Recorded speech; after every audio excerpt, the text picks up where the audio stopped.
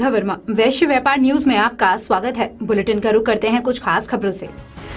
महाराष्ट्र के गृह मंत्री अनिल देशमुख ने गृह मंत्री के अपने पद से इस्तीफा दे दिया है। थोड़ी देर में वो उद्धव ठाकरे से मिलने पहुंच रहे हैं, जिसमें औपचारिक तौर पर वो अपना इस्तीफा मुख्यमंत्री को सौंप देंगे, उद्धव ठाकरे को सौंप देंगे। इससे पहले उद्धव ठाकरे को लेकर भी सवाल उठे कि आखिर मुख्यमंत्री गृह मंत्री को अपने पद से क्यों नहीं हटा रहे हैं और अनिल देशमुख के गृह मंत्री रहते उनके ऊपर लगे आरोपों की जांच भला कैसे मुमकिन है। विपक्ष और खास तौर पर बीजेपी के नेता देवेंद्र फडणवीस, जो कि महाराष्ट्र विधानसभा में विपक्ष के नेता हैं, वो इस मामले को जोर शोर से उठा रहे थे और डिमांड कर रहे थे कि अनिल देशमुख अपनी कुर्सी छोड़ें। शाइना एनसी इस वक्त भारतीय जनता पार्टी की राष्ट्रीय प्रवक्ता हमारे साथ मौजूद हैं। शाइना, मैं आपसे जानना चाहूंगा, अनिल देशमुख ने अपना इस्तीफा दे दिया है और थोड़ी देर में वो उद्धव ठाकरे से मिलने पहुंच रहे हैं, जहां औपचारिक तौर पर इस्तीफा सौंपा जाएगा। क्या आपको लगता है देरी हुई है इस्तीफे में? ये काम पहले हो जाना चाहिए था? बिल्कुल, ये हमारी मांग, भारतीय जनता पार्टी की मांग थी शुरुआत से कि अनिल देशमुख को इस्तीफा देना चाहिए। लेकिन जो उनको नहीं समझ में आता है, उनका जो एक राजनीतिक कर्तव्य जो बनता है, तो मुझे लगता है कि अफसोसजनक है। हमारी मांग यही थी कि सच्चाई सामने आने के लिए सीबीआई की जांच तब हो सकती है जब गृह मंत्री अपने पद से इस्तीफा दे। बिल्कुल, आपको लगता है अब इस मामले की निष्पक्ष जांच हो पाएगी? क्योंकि अब सीबीआई का इन्वॉल्वमेंट भी हो गया है इस केस में। बॉम्बे हाईकोर्ट ने हरी झंडी दे दी है इस मामले की सीबीआई जांच के लिए।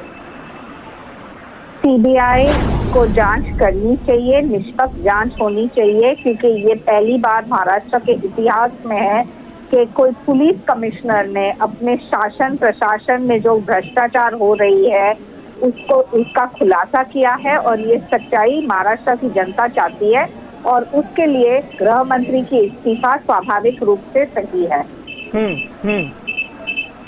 लेकिन शाइना जी, क्योंकि इससे पहले जब सेंट्रल एजेंसीज का इन्वॉल्वमेंट हुआ जांच में 100 करोड़ के वसूली कांड को लेकर, तब महाराष्ट्र सरकार की तरफ से ये आरोप लगाया गया, शिवसेना की तरफ से ये आरोप लगाया गया कि जानबूझकर सेंट्रल एजेंसियों को इन्वॉल्व किया जा रहा है क्योंकि महाराष्ट्र सरकार की छवि खराब करना मकसद है। बिल्कुल गलत बोल रहे हैं आप। 2002 की बात कीजिए तो वाजे को ख्वाजा यूनुस के केस में कस्टोडियल प्रेस डेथ में भी इम्प्लिकेट किया था।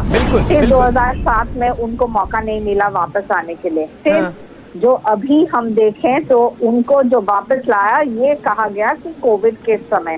फिर परमवीर सिंह का जो खुलासा हुआ, जहां उन्होंने कहा कि देखिए कितना भ्रष्टाचार, 100 करोड़ इस पार्टी को जाता था, जो गृह मंत्री और मुख्यमंत्री चुप्पी में बैठे थे। ये तो शुरुआत है। हम मानते हैं कि ये महाविनाश आघाड़ी की सरकार टूट जाएगी और बिल्कुल बिखर जाएगी, क्योंकि ये सच्चाई सबके सामने आना अवश्य निश्चित रूप से हम चाहते हैं, क्योंकि सच्चाई एक तरफ और जो भ्रष्टाचार हुआ है प्रशासन और शासन में, उसका खुलासा करना बहुत ही महत्वपूर्ण है। शाइना एनसी, इसके अलावा आप मानती हैं, क्योंकि मुंबई के पूर्व पुलिस कमिश्नर जिन्होंने ये चिट्ठी लिखी जिसके बाद 100 करोड़ का वसूली कांड चर्चा में आया, तब से लेकर ये मामला तूल पकड़ता हुआ नजर आया। उन्हीं की याचिका पर बॉम्बे हाईकोर्ट का ये फैसला भी आया है। परमवीर सिंह की क्या भूमिका थी, इसकी भी क्या ठीक तरीके से जांच जरूरी है, आप मानती हैं? देखिए, जब एक निष्पक्ष जांच होती है तो सभी पहलू सामने आता है, लेकिन ये इतिहास में शायद पहली बार है कि पुलिस कमिश्नर ने खुलासा किया सबूत के साथ कि देखिए कैसे भ्रष्टाचार होता था, कैसे एक्सटॉर्शन होता था। और इस वजह से मुझे लगता है कि ये महाविनाश आघाड़ी को एक मॉरल रिस्पॉन्सिबिलिटी लेना बिल्कुल स्वाभाविक जरूरी है। दिन भर की ताजा तरीन खबरों में फिलहाल मेरे साथ इतना ही। आप देखते रहिए वैश्य व्यापार न्यूज। नमस्कार।